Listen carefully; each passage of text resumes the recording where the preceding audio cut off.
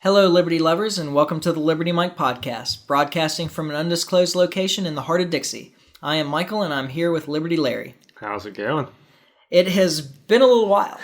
We took a little break. Yeah. I hope you all enjoyed the Liberty Mike Classic.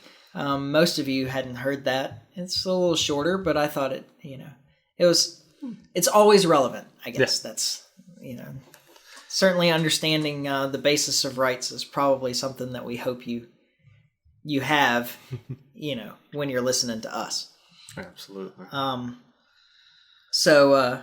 And we do have plans like that in mind to try and fill in gaps when we're just unable to meet up and record something. Which seems to happen. I mean, we both have full-time jobs, and like I say, yeah, and things happen. In this past scenario, you were just sick. Yeah, there was a little. Wasn't really much that could be done about that.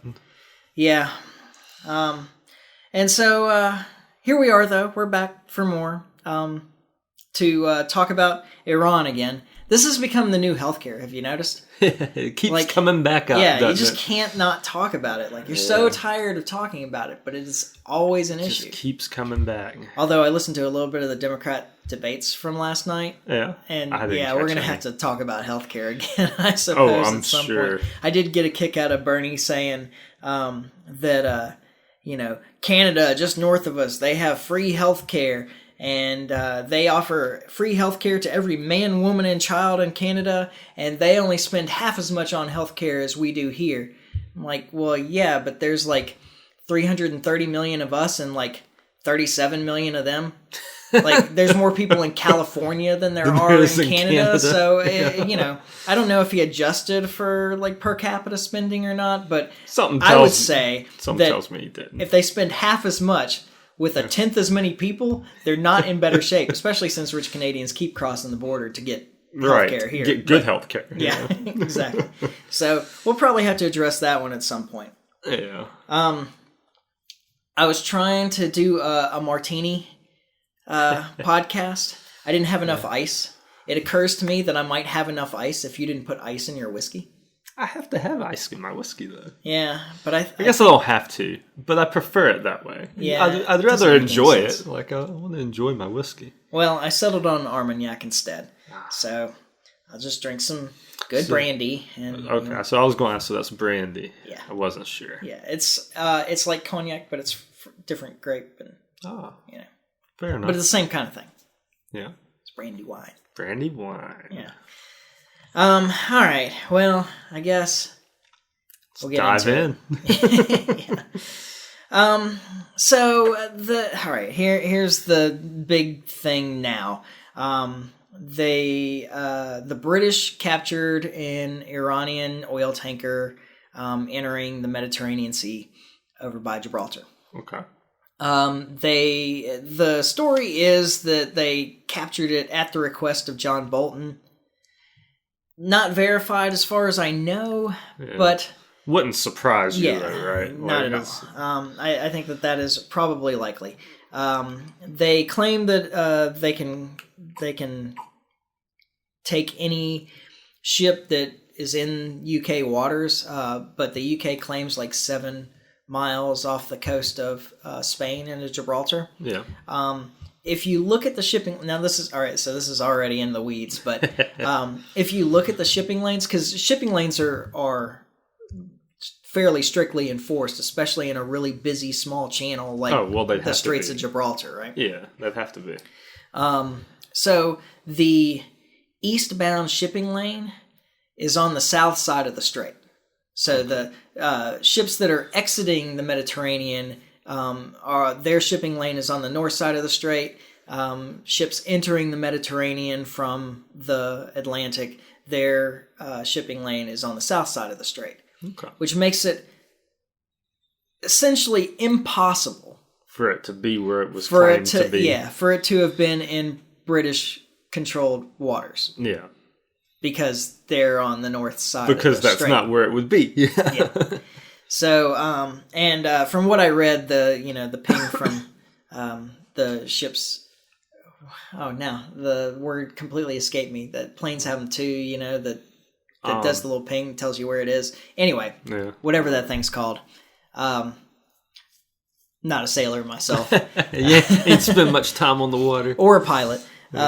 Anyway, the records for that show that it was in the shipping lane where it was supposed to be. Where it was supposed to be, yeah. So, the UK captured the ship illegally. Yeah. A week or so later,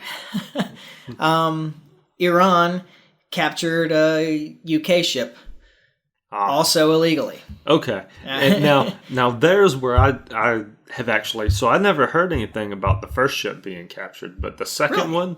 I must have missed it, yeah. Wow. But I definitely heard about the second one. Well, it wouldn't surprise me that the Iranians capturing a tanker of the British was would all be over the reported place. Far more. It was just a show, I think, as much as anything. I mean, the UK captured the Iranian tanker by helicoptering in an assault team and taking control of the tanker. Yeah. And so Iran captured the UK tanker by helicoptering in an assault team. They even had British Navy nearby, but they couldn't respond in time. Yeah. And so I think it was just Iran saying, we can do this too. If you do this to me, I'll do this to you. Yeah. Or we're capable of doing this. A tit for tat, yeah. I think that there's kind of an assumption that the power of the West is so much greater. Yeah. And I think Iran was just saying, look, we're capable of doing this. Even when you've got a Navy ship nearby, we can still capture one of these tankers. Yeah. We have the same capabilities of you, just dropping in an assault team from a helicopter. We can do it too. Yeah. At the same time, and I don't know if you heard this reporting because you'd have to be keeping up to date, but a UAE, United Arab Emirates ship went missing at about the same time in the Straits of Hormuz. Oh, really? And it was widely reported at the very beginning, too. Yeah. Turns out, it wasn't actually missing.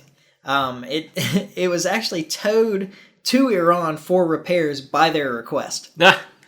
So, and then they did the repairs with, and there was some question of, they used Iranian parts, so does that make now this UAE ship illegal because they would have broken sanctions in order to take the Iranian ship in order parts to take refuge and get fixed, right? So, and get seaworthy again? Yeah, but then they were put on their way, so it's not really a big thing. And I do want to point out, as long as we're talking about this, and what I want to go back to in the end is the various treaties that we've had with Iran that have been broken. Yeah. But I did say in one of our recently recorded podcasts that I thought that there was essentially no chance that the attacks on the tankers were actually done by the Iranians. Yeah. I still think that that's really unlikely, but I do want to point out that a journalist, an independent journalist named Elijah Magnier, I'm not sure how to say his last name. Anyway, he made a pretty strong case for why Iran would be responsible for those attacks. Yeah. And so I want to relay it briefly here and say that while it didn't change my way of thinking, it in my head it turned from like a 98 to 2 to more like a 80-20. Yeah. All right, like he made a pretty strong case. Yeah. And essentially it was that they were showing that they were capable of creating chaos. Well, yeah, of doing these attacks at very little cost and creating a real problem, and doing it in such a way that you couldn't pin it on them. Yeah. Yeah. To leave enough reasonable doubt that you couldn't just invade with your army. Right. And that they had, with very little investment, really halt shipping in the Straits of Hormuz if they chose to do so. Yeah. All right. And I think he made a strong case for it, and I see his perspective. Can't say that I agree, but he did make me rethink the almost no chance. Yeah, but it also tells you that not only can Iran create that type of problem, but any terrorist organization. I mean, it almost compels you to think maybe it was just some other group that did this because they're just, we can do this all day long. All they're going to do is blame Iran. Yeah, I still think And I we mean, can goat the U.S. into a war by, you see what I'm saying? Well, one of his reasons for saying that he thought that it was Iran is that they didn't do any real damage. Yeah. They didn't make the ships sink, which they could have done. They could have done, yeah. So they did it in such a way that they didn't really cause a lot of damage, but they proved that they could. Proved the point, yeah. Yeah. Because you move those explosions down 15 feet, and now you have a sunken tanker instead of a a tanker which with a hole in it. said was odd when we did that podcast. The fact of where the explosion was, that it didn't bring the tanker down. Yeah, which should have been easy to do if that was the purpose. Yeah, exactly. And I can't remember. There were some Saudi ships involved and so forth. There was also the Japanese ship, which said it was hit by a projectile, which still makes me think that was not the Iranians. Yeah. But there were some Saudi ships involved in the first attack, the 4 that were anchored. You remember the original attack on 4 ships? Yeah. And so because it wasn't really a lot of damage, my thought was that it was most likely actually Saudi Arabia or the UAE or Israel or one of these groups that has a vested interest in getting the U.S. involved in a war with Iran. Yeah. I could be wrong. Who knows? Yeah, and we'll never find out. Yeah. But I wanna go back in time.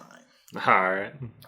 Get our time machine. We've already done a history of our involvement in the politics of Iran. All right. Now I want to do a little bit of a history of Iran's involvement with nuclear pursuits. Okay. So Iran signed on to the Nuclear Non-Proliferation Treaty in 1968. It was ratified by their parliament, I think is what they call it there, in 1970. That was under the Shah. Okay. But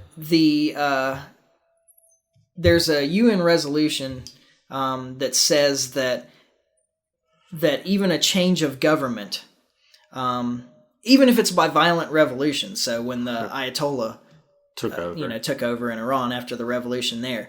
But anyway, even if there's a change of government, any treaties are unaffected. The continuity of the state is unaffected. So the Ayatollah was still beholden to the Non-Proliferation Treaty. Yeah.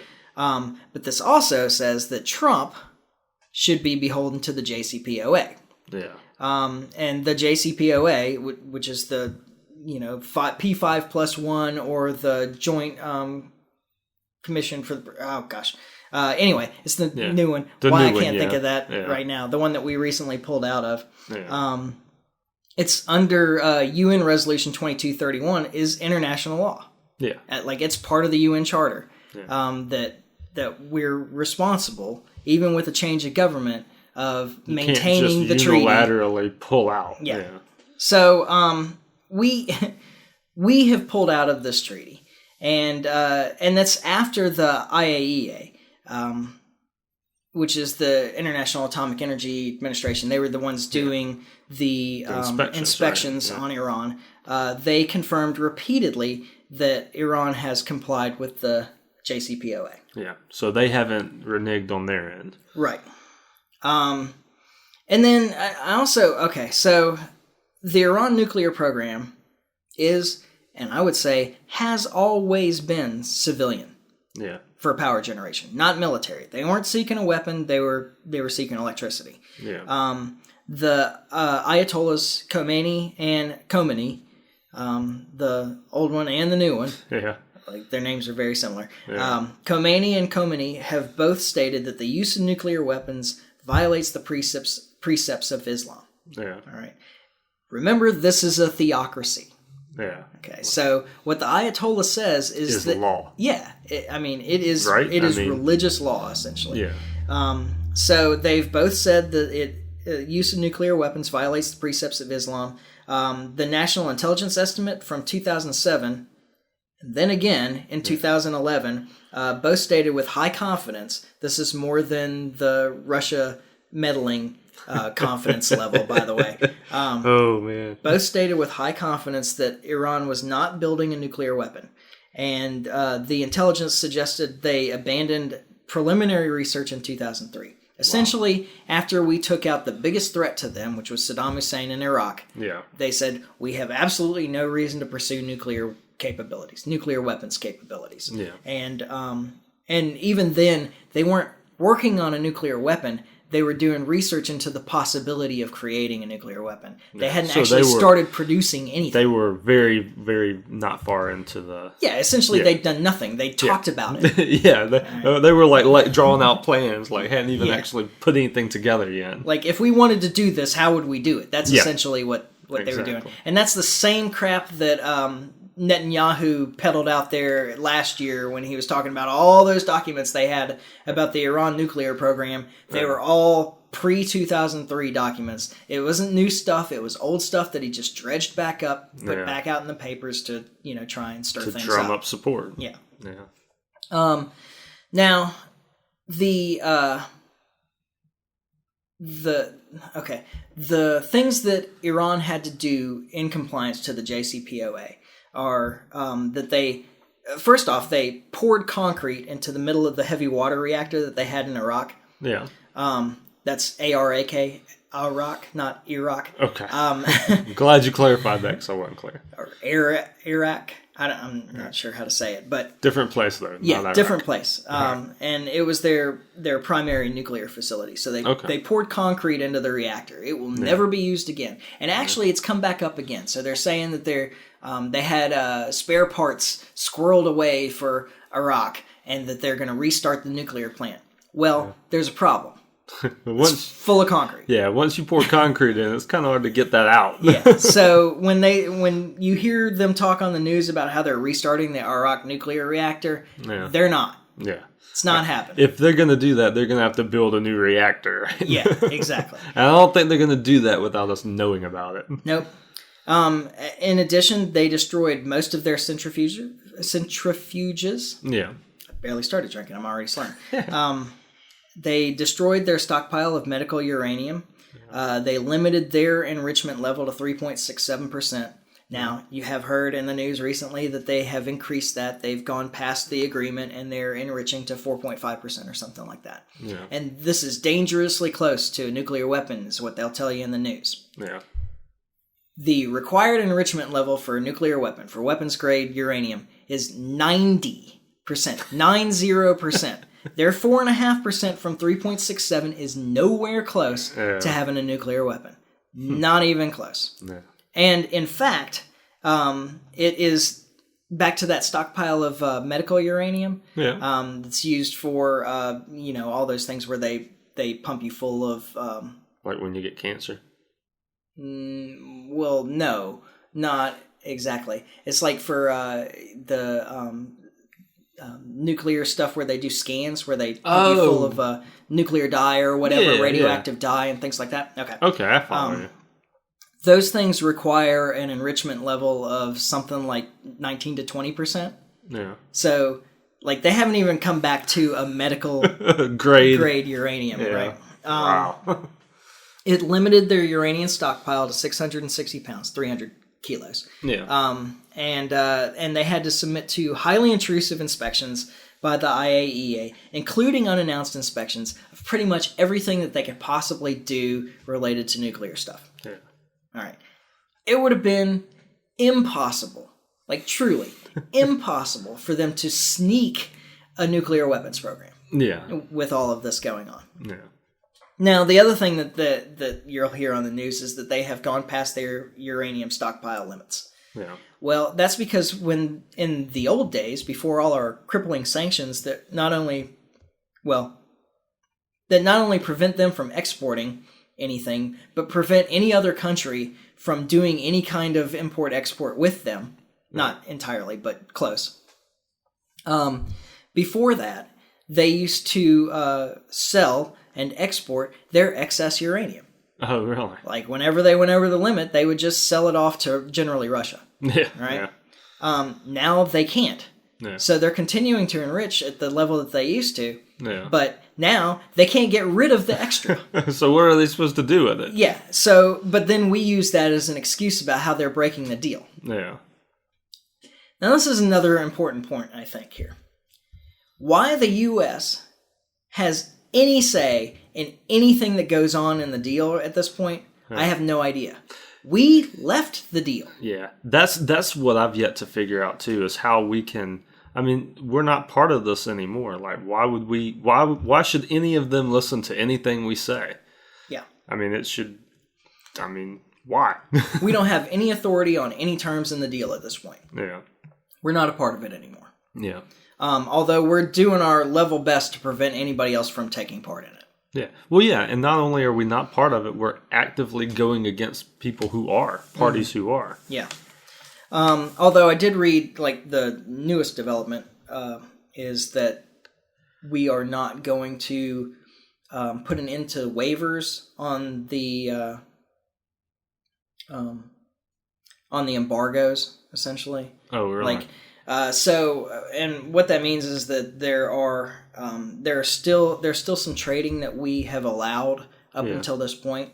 Now Bolton and Pompeo are pressing for us to stop allowing any trade whatsoever, to like really put maximum pressure on them. Yeah.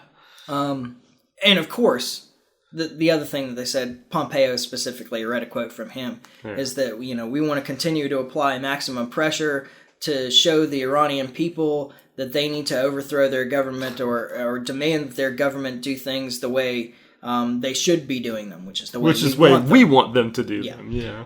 And it just amazes me that they continue to say this, because we tried this in North Korea, we tried it in Iraq in the 90s, we've tried it all over the place. We tried it in Venezuela.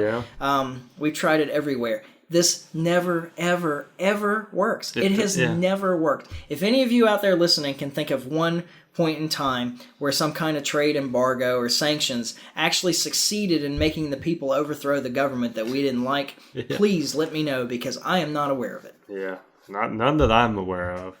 Could have missed something, but So, and then here's the other thing. Like, luckily, there's some news out there that Rand Paul may be. I've heard this too. Yeah. Is working behind the scenes. Yeah, that he might be some kind of envoy from the Trump administration to Iran. We can maybe put an end to all this. That'd be nice. I certainly hope so.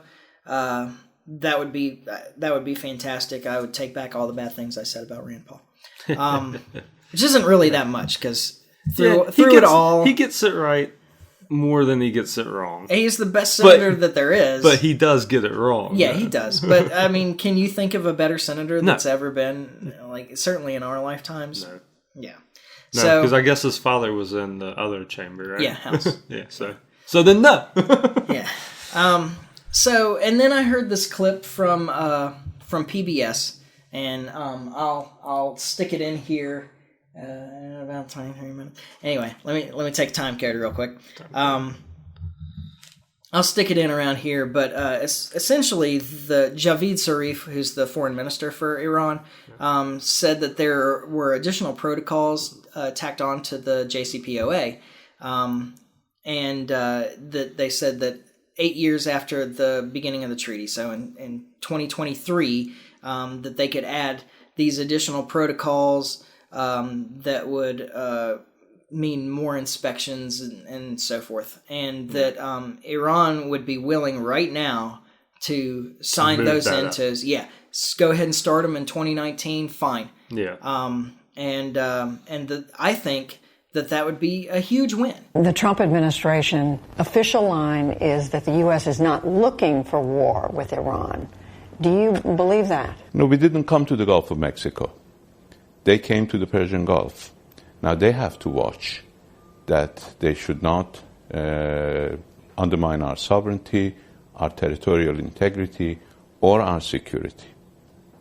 And then we won't have a war. You've been saying this week, Mr. Minister, that if the U.S., that Iran may be prepared to change the course of your uranium enrichment. No, we're not. We're not. We have an agreement that we negotiated with the United States. It doesn't matter which government of the United States, because the outside world considers the government sitting in Washington representing the United States. There is a provision in the current agreement that is in 2023 we're supposed to ratify the additional protocol which requires us to put all our facilities under UN inspections for life. That would be permanent. And it would also require the United States to lift its sanctions by Congress permanently. That is a provision that we already negotiated. He wants to do better. He can implement that provision right now, and rest assured that Iran will never produce nuclear weapons. If that is his objective, he can do it now. 2023. We are prepared to bring that forward. We need to go to our parliament. Our parliament needs to ratify it. We could bring it forward so that President Trump could make history by making sure that the relations between the two countries would change forever. Yeah, well, and that's kind of what I thought Trump was going to do the whole time with this deal, was he was going to trash this deal and back out of it, and then come in, renegotiate it, and that way he can brand it as his own. Yeah. And I mean, he wouldn't, and I didn't think he'd want to change it much, just enough to say that he made it better. Yeah. I'm using quotes. And yeah, just to say he made it better, and then he can make it his. Because, I mean, that's all Trump wants to do anyway. He wants to take everything away from Obama and make it his own in a different type of way. Yeah. Like, I mean, not everything, but you know what I mean, though. Joint something plan of action? Gosh. You still can't think of it? I know, it's really irritating me. So, but this would be his opportunity to do that. Yes. As of so far, it doesn't look like he's really jumping on that. Yeah. But maybe he will. I mean, because I've always thought that's what this whole backing out a deal was heading towards. Mm-hmm. You know. Well, and he needs some kind of win. Yeah. Even as ridiculous as the Democrat candidates are being, I still think that he needs some kind of win in foreign policy. Yeah. Although it does seem to me that a lot of Americans really just don't care that much. It does seem to be a backdoor issue, a back issue that's not... I mean, I didn't listen to the last Democrat debate, but did they talk foreign policy much? I didn't get through with it. They hadn't during the time that I was listening. I'm going to go back and listen to it, but I just haven't listened to it yet. I can almost guarantee you they'll talk about foreign policy some in tonight's debate, though, with Tulsi Gabbard on stage. I was going to ask, was Tulsi in last night's or was that tonight? That's tonight. Well, I'll definitely be catching that one. With Biden and Kamala Harris. That'll be fun. Yeah. So, you know, in the last round of Democrat debates that they did, they talked about foreign policy some in the debate where Tulsi Gabbard was on stage, and they didn't even address it on the other debate. It's just not an issue to them. Yeah. And like I said, I don't think it's an issue to a lot of Americans, but it should be. It's like the most important issue. It is. I would agree. So I guess I'd like to move on to the next segment, but I did want to end it with this because we're terrible about making deals and breaking deals, and part of it is because we don't follow the Constitution and how we do treaties. Yeah. It would be a whole lot harder for Donald Trump to unilaterally exit the JCPOA if Obama had taken it through Congress like he's supposed to. Yeah. Well, that's just it. It may be harder to get through Congress, but once it got through, it would be through. It would be law. It would be there. Like it wouldn't be one person can just come in and change something. Right. Same thing's true of the Paris Accord. I'm glad we ended that one, but but here's the deal. That one, I don't know about the Iran deal, but I can tell you the Paris Accord wouldn't have made it through Congress. I don't think the Iran deal would have either. Probably not. Not with the Republicans holding as much as they do, and having the positions that they hold. But at least do it right if you're going to do it. Well, it would just make it harder to undo everything. Like it's terrible that we have these administrations enter and just undo everything that the previous administration did. And like it shouldn't be that easy to do that. Well, and if it was done right though, then it wouldn't be so easy to do that. Yes. Yeah, exactly. So I did want to read this quote from John Jay. This is from Federalist 64. He said, "These gentlemen would do well to reflect that a treaty is only another name for a bargain, and it would be impossible to find a nation who would make a bargain with us, which should be binding on them absolutely, but on us only so long and so far as we may think proper to be bound by it." Exactly. Which basically says once we change administrations, maybe it'll go your way, maybe it won't. But yeah. Well, and the other thing is that there's plenty of times that we make agreements with nations or sign on to things and then we ignore it. Yeah. But we call them out if they do. Exactly. I mean, this happens all the time about all kinds of stuff. I mean, it's just, there's no, someday we can make an exhaustive list and spend an hour on the podcast just listing Just all these going things. through all this. Yeah. Should write a book. But I did want to go back. So I think the last time we did a new recording was on 4th of July, wasn't it? Or was it the day before? It was something like that. It may be, yeah. Yeah, it was right around 4th of July. Of course, as usual these days, a bunch of controversy came up 4th of July. And there was a lot of talk about how the United States is a nation founded on slavery and so on and so forth. And I just wanted to go through a little bit of history on that. Yeah. I mean, obviously, there was slavery in the United States. Yeah. And there was slavery until the Civil War in the South. But we go on about how, like, I don't know, there's this idea, apparently, that the U.S. was the only nation that ever had slaves or something like that, which is obviously untrue. But even the idea that the United States promoted slavery is just, it's farcical. Yeah.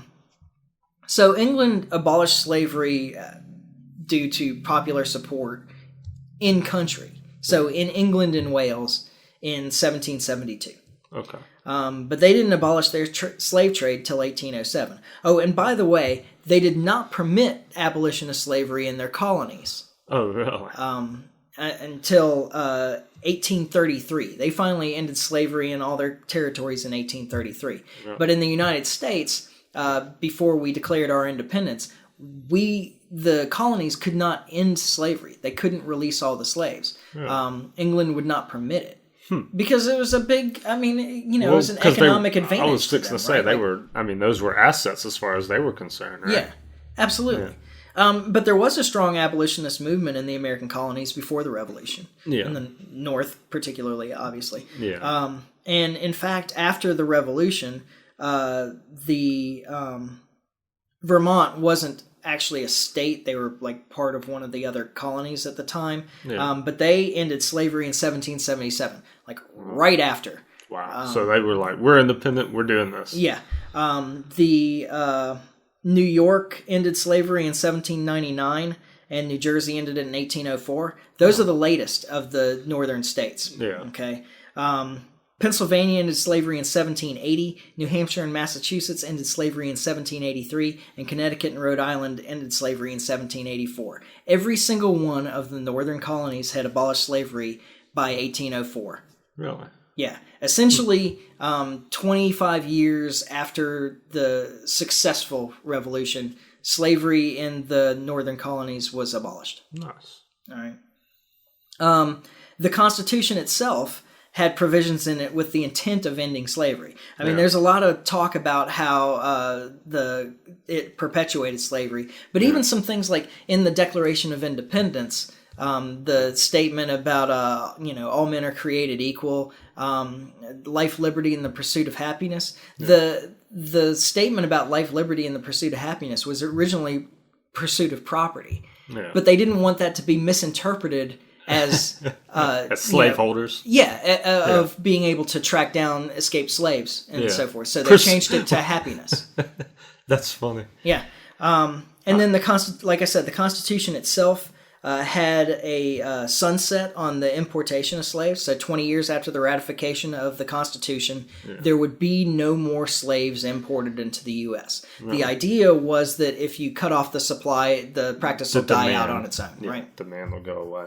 Well, not necessarily, but the practice would die out over time due to a lack of a supply, essentially. Didn't quite work out that way. That's Article 1, Section 9, by the way, for anybody who wants to go check my work. Interesting. And then they did make the compromises, but it's because they needed to form the Union. There's a lot of statements from the various founders about why they included that. And the 3/5 of a person wasn't meant to be an insult. It was meant to limit the power of the slave states to control the federal government. The slave states wanted all the slaves to count as part of their population for representative purposes. They cut it to 3/5 as a compromise that they could get people to sign on to the Constitution, but they didn't give so much power to the slave states that they would be able to block any attempts to abolish slavery in the future. Well, yeah. Right. And take over government. I mean, basically, right? Yeah. And they, I can't remember who it was, and I didn't write it down, and I didn't write down the quote anyway, but I do remember reading, when I was looking into this, that while they needed to form the Union, the compromise allowed the Republic to end slavery in the future, while the failure to form the Republic at all would allow slavery in the independent states to persist indefinitely. Yeah. Like, there's no way that they could have ended slavery in the southern states if the southern states were independent sovereignties. Yeah. Like, truly independent Truly sovereignties. independent, yeah. Not part of the Federation. Yeah. Right? And so the idea was, we'll make some compromises now so that we can get everybody Pull to them sign under the on. umbrella, yeah. And then sometime in the future, we'll be able to use political power at the federal level to put an end to the practice. Yeah. Which they did. Which happened, yeah. Yeah. So I just wanted people to know about that history. Yeah. This is not a country that was founded on slavery, or that once it was independent, that where slavery persisted for any particular period of time. Yeah. Slavery in this country ended entirely less than 100 years after its formation, and no other country can say that. There you go. Make America great again. Yeah, absolutely. That was bad timing. Man. Really terrible. So, with a really poor transition, I want to talk about the 9/11 Victims Fund? Yeah, I think Victims we should. Compensation Fund, to use the proper term? Yeah. Because that one I can remember. Heck, you can 9/11 remember that? Victims Compensation Fund. Yeah. All right, so there's been a lot of talk about this recently. Trump signed it, the extension. They extended it for 70 years from when it was supposed to end, which was a few years from now. So now it is extended to 2092. Yeah. This one's I'm kind of on the fence about. So everything I heard in the media, I was all for this. Like, I was like, yeah, I mean, I thought it was, my understanding was it was for the first responders that responded during 9/11. And yeah, I absolutely think we should be taking care of these people. Yeah.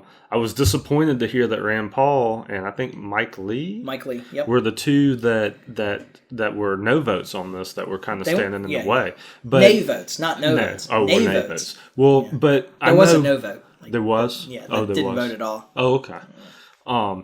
But I know at least Rand Paul's position, because I heard him speak on it, was that he wasn't so much against it, but that he just wanted it to be funded. Mm-hmm. He was like, if we're going to spend this money, we need to make adequate cuts to pay for it. He's like, I've told my constituents that I'm not going to increase spending or deficit spending, so I can't vote on it. I can't agree to this. Yeah. So, which I can respect that position. But you were telling me some other things that I didn't know about this. So apparently you went a little further in the weeds than what they went in the media. Yeah. Just a couple of basic things. Like, there was originally supposed to be a limit of $7.4 billion in the fund. Yeah. In payouts. They'd already moved beyond that.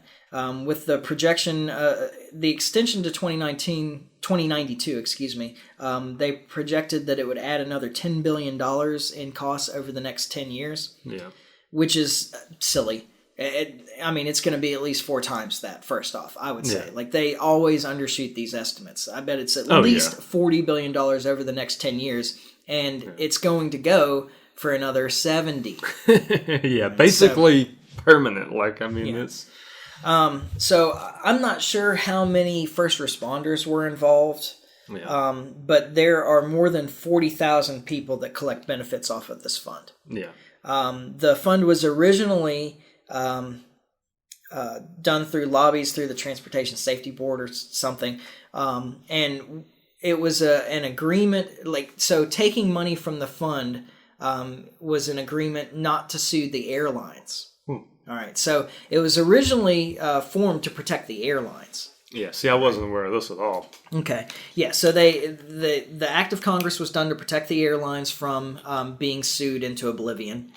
Which makes sense, because that would be the first place you'd go. Yeah, sure. Of course, they'd just be replaced by somebody else. So. Well, yeah. I'm not saying to bring them under, but when you get into liability. Mm-hmm. At the time they were responsible for security. If you want to go to who's liable, wouldn't that be the first place you go? Yeah, I mean, I don't. I mean, they're not responsible for security now. It's the government. So. No, who does a much worse job, apparently. I wholeheartedly agree. They said it was to bring uniformity to security at the airports. Let's bring it all down to the government level. Well, it's not. That didn't even work. Every time I go through an airport, I flew. I had 4 different flights in the last couple of weeks. Right? Yeah, and in every single one of them, I think, well, I only went through security twice, I suppose. Yeah. Once on the way up, once on the way back. But the security systems were different in both. Like, do you put your laptop in or do you take it out of the bag? Do you have to take your shoes off or not? Can I carry water through? Or they just have to test it, or do I have to dump it out? I mean... So there's the dumping it out always gets me, because if it's so dangerous, is it safer in the trash can over there? Because there's a bunch of people by the trash can. I'm just saying. I didn't have to put my arms over my head this time. Oh, you didn't have to make the pose of a free man. Yeah, I didn't get to use your line. But that's because that's what PreCheck will do for you. Apparently, if you pay a little extra, you don't have to worry about security. Well, there you go. Right. That makes me feel secure. Yeah, exactly. Right. It's not like a terrorist can't afford to pay for PreCheck. Anyway, to go back to the fund. Yeah, it's not a first responders fund.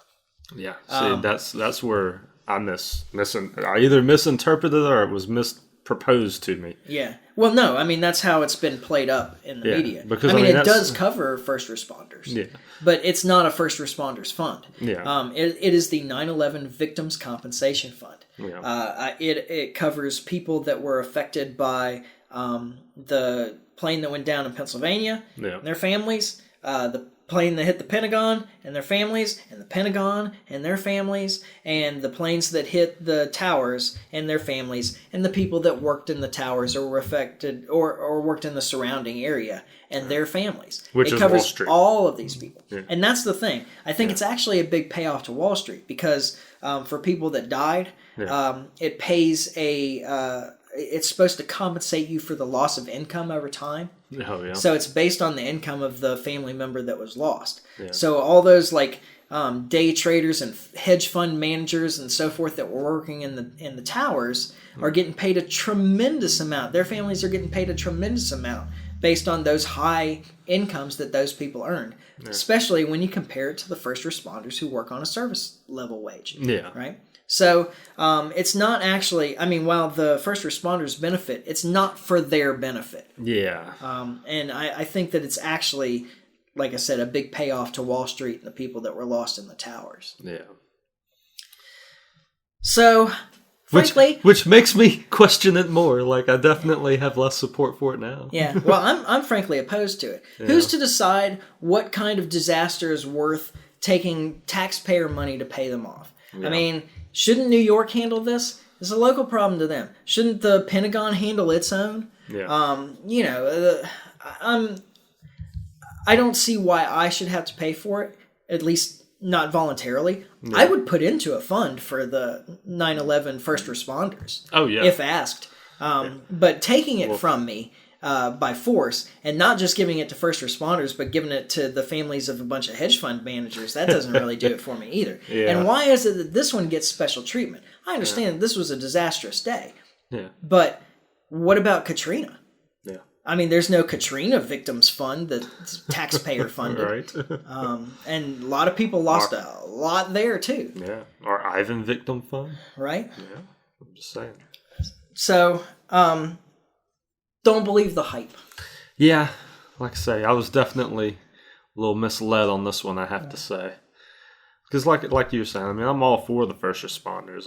Because those people went into there knowing what they were. Mm-hmm. That was a big deal. Yeah. Well, the other thing is that, and this is less of an issue, but they can attribute any kind of health problem to this particular event. Yeah. It's not like none of those people would have ever gotten some kind of cancer if it weren't for 9/11. Yeah. And I'm not saying that there aren't cancers that are certainly related to the toxic materials and dust and so forth. But how do you siphon which one is Well, but that's exactly the problem, right? Yeah. So now you're paying for any kind of health problem. that they have for the rest of their lives. Yeah. And there's no way of parsing out whether it was a result of the 9/11 or not. Well, my opinion on that though is just pay it out, just give it to them, because I mean for what those people did on that day. But it's not just them. Well, that's the problem. That's the problem. If it was just the first responders, It's people that lived in the area or if worked in the area. If it was just the first responders, I'd be all for it, because I'd be like, it doesn't matter how they got the cancer. Take care of them. These people did a good thing. Like, they did a very brave thing. Give them the money. Take care of them. Those people should be taken care of. Yeah.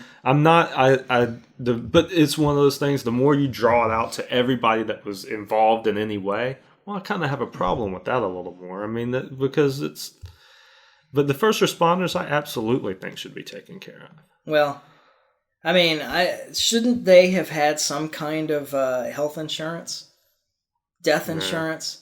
I mean, why is it that it has to be taken out of the national taxpayer fund? Well, the thing is, though, if it was just the first responders, we wouldn't be talking about the size numbers, what you're talking about. Well, that's true, too. But even then, I think principally I have a problem with having to pay for that. It was still, shouldn't the city have planned for any problems with its own workers? Yeah, I mean, but you're talking about this. It's more than just a local problem, though, when you have planes flying in the buildings. Like, I mean, what places, like, I mean, if that had happened in Mobile, you think Mobile should have prepared for planes flying in the towers? If we're talking about just the first responders, yeah. I mean, the first responders should have been covered by some kind of plan. They should have had some kind of accidental death insurance. Yeah. I mean, I have accidental death insurance at my little office job. Yeah. Right? Well, I mean, it's not likely to happen. I mean, but all these government, the thing that they say about government work, and this isn't necessarily true anyway, like you don't get paid very much. Well, not necessarily, but it's about the benefits. Yeah. Right? So they had to have some kind of health insurance. Yeah. They almost certainly had some kind of accidental death insurance. Yeah. There was probably some kind of fund for people losing their lives in the line of duty. There almost always is. Yeah. And any of those programs should have been reinsured anyway. So when some kind of catastrophic event ended up costing the fund way more than they could have possibly planned for, then there would have been some kind of reinsurance to make up the difference. Well, I agree with you on that. I mean, they're definitely carrying the proper insurance, I guess, would be paramount when it comes to that. Yeah. I mean, what you're doing either way is you're advocating the theft of some people's property to pay off other people because you like what they did. Yeah. Well, so what? Yeah. I mean, if you look at it from a principled standpoint, this shouldn't exist at all. Yeah. At least not as an act of Congress. Yeah. I mean, I'd agree with that. Do a GoFundMe. Right. Yeah. People will commit money. Oh, I agree with that. There's plenty of really generous people that would be happy to give money. Yeah. And they would presumably Jon Stewart would be ready to give some of his millions to help out these people. And I'm sure everybody would be willing to give more if they weren't having their wealth forcibly taken away through taxation. Yeah. So. Yeah. So I only have one more topic. We've actually gotten through this pretty quickly, and hopefully it's been informative, because now I'm starting to feel like, did we not talk about something? You feel like you forgot something. Yeah, must have. But this one, so I don't really have a fully formed opinion about this. So this is just kind of a discussion point. All right. I like those. So within the last 2 weeks, I guess, recently anyway, I didn't write down a timeline. Yeah. But recently, Delawar Mohammed Hussein was arrested at JFK Airport trying to board a flight to Thailand where he was going to connect to Afghanistan with the idea of joining the Taliban and fighting U.S. soldiers. Okay. And he was arrested on terror charges. Yeah. So here's my question about this. First off, is it appropriate to arrest somebody for a relationship that they hope to have in the future? Yeah. And particularly on terror charges, having never actually done anything. Well, and my first question when I hear you read that is, well, how did they know this?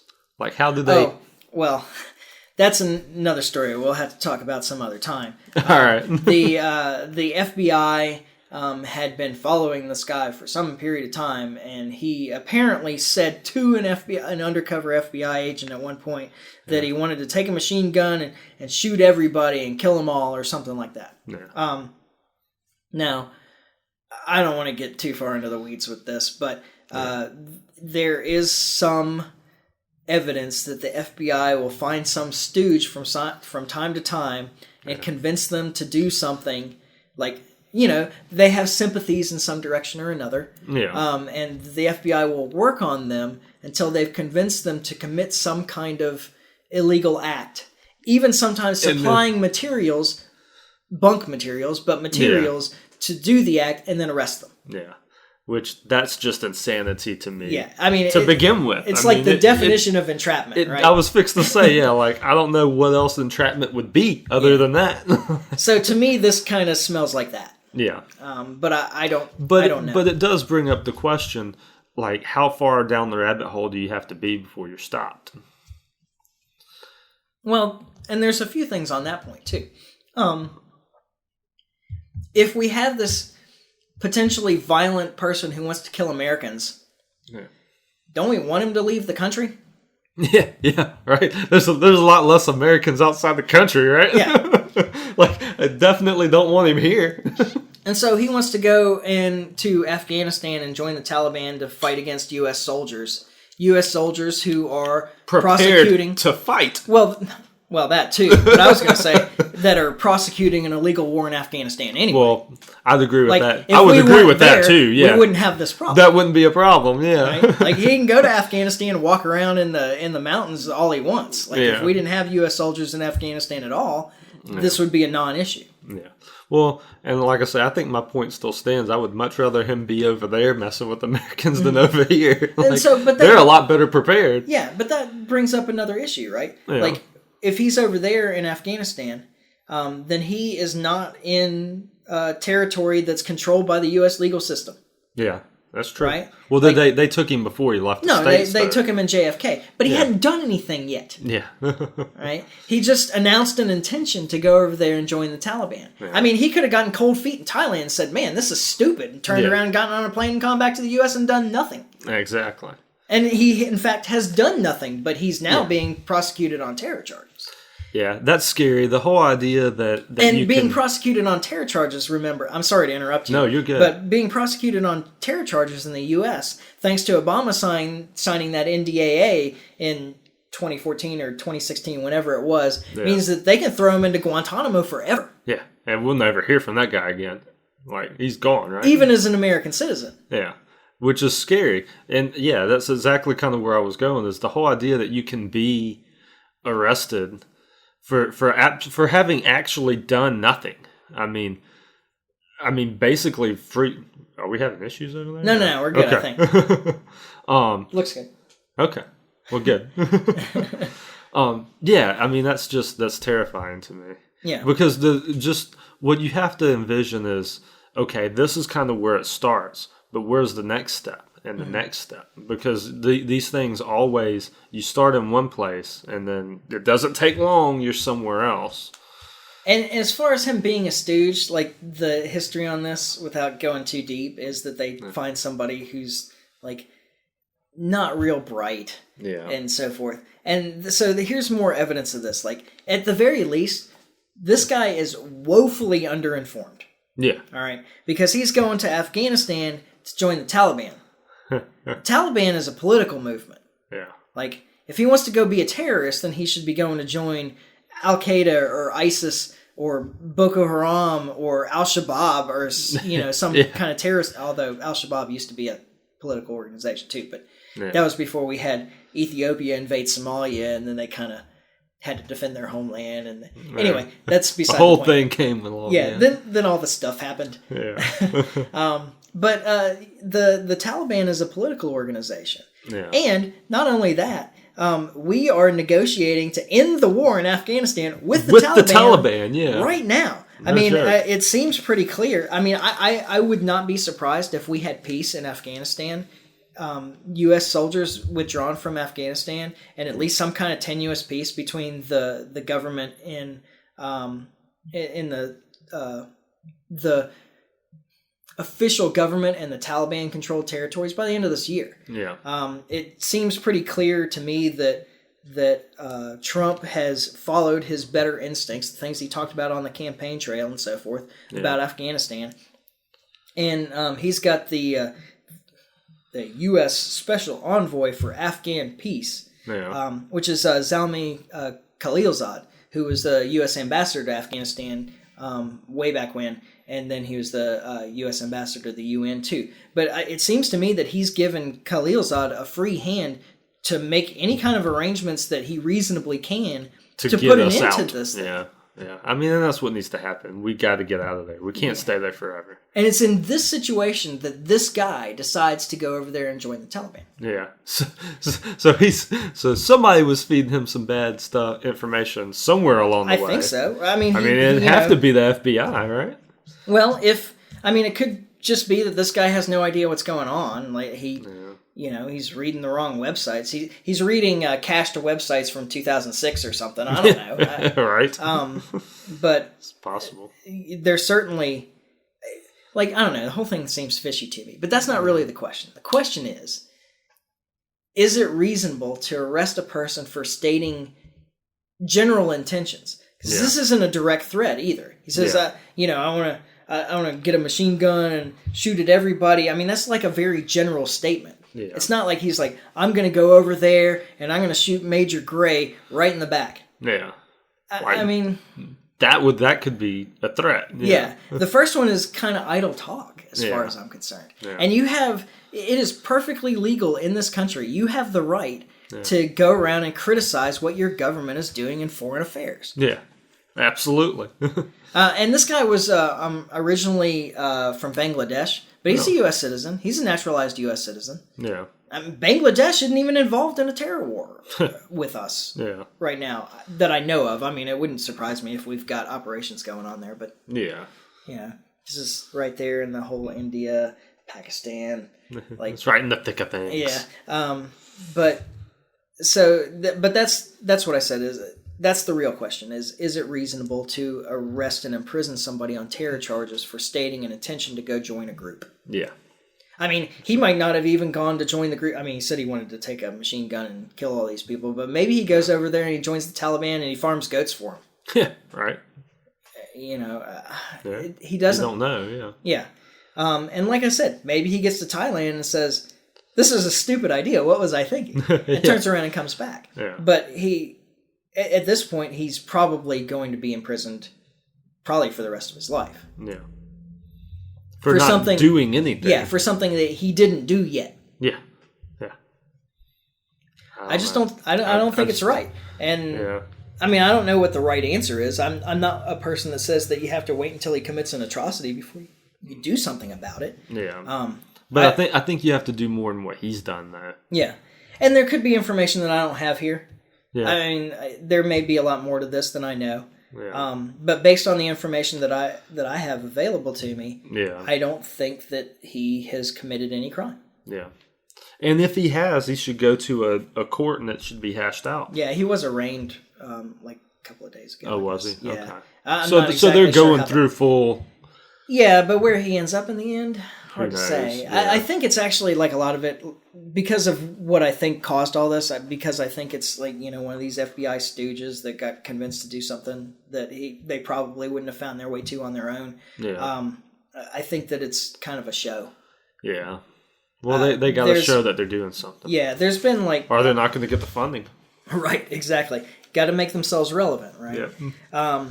I did see on this, when I was reading around about this, it turns out that since 2011, 80 Americans have attempted to join some kind of jihadist group overseas. Yeah. So it's not really that unusual. Yeah. I mean, that's like 10 a year since then. Something like that. And they say attempted, so does that mean just like this, where they were getting on the airplane and got stopped? Maybe. I mean, I'd like to know how many... I think it also includes people that actually went over there. Well, I was going to say, how many of... Because I've seen some reports from time to time of people who have actually went over there and joined these groups, and then ended up being rescued and come out of them, and like, oh my God, that was the worst mistake I've made in my life. Yeah. This is not what I signed up for. Yeah. So I mean, that happens too. I have seen some of that reports on that. So. Yeah.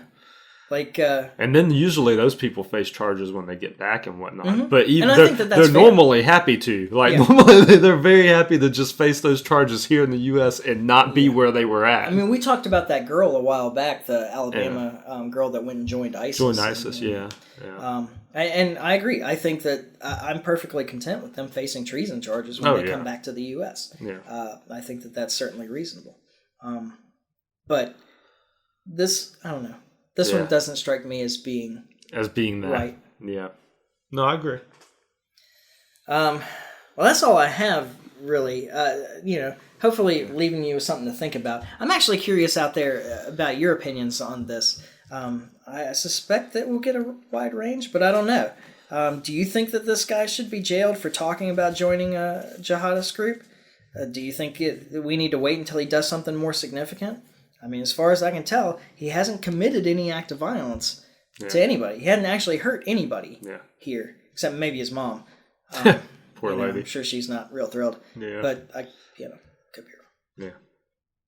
Maybe it was the best day of her life. Damn kid. Well, all right. So I've already done one quote. You keep pushing me to end on one. End it on a quote. So I did come across this one. As long as we're talking about whether we should be in Afghanistan or any of these other places in the Middle East, helping them fight for their freedom, so they say. I may as well use this John Quincy Adams quote. It's from the 4th of July, and I believe 1821. Parts of it were about foreign policy. And this particular bit, I actually cut off the last sentence of this paragraph. It's essentially the whole paragraph, but I cut off the last sentence because it didn't really fit in with the rest of this. It kind of broke up the flow. So I wanted it to sound nice. Yes. And but I think this applies to a lot of what we've addressed here today, so we may as well use it, right? Go ahead and get it out of the way now while I can remember. Yeah. So John Quincy Adams said, wherever the standard of freedom and independence has been or shall be unfurled, there will her heart, her benedictions, and her prayers be. But she goes not abroad in search of monsters to destroy. She is the well-wisher to the freedom and independence of all. She is the champion and vindicator only of her own. I like it. I do too.